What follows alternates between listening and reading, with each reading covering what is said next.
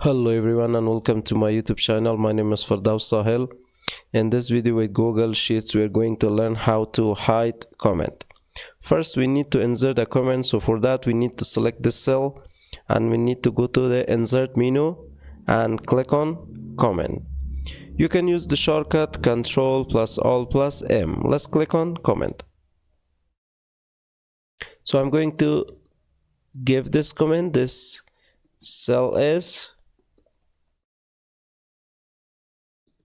private. Click on comment.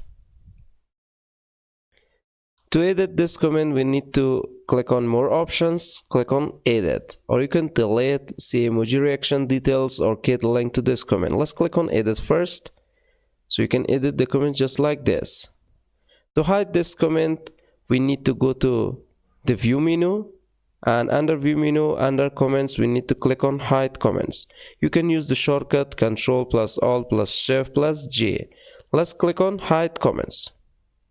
Not only one comment is going to hide from the spreadsheet here, but it's going to hide all the comments. To see the comment back we need to go to the view menu, and under comments we need to click on show all comments. You can use the shortcut Ctrl plus Alt plus Shift plus A.